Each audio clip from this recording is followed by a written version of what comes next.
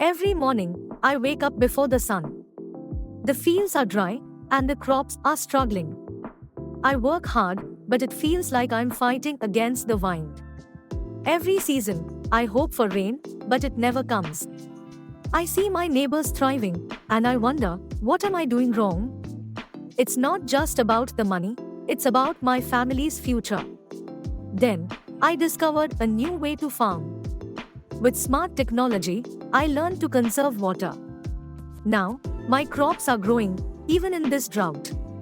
I'm not just surviving, I'm thriving. If I can do it, so can you. Join me in transforming your farm today.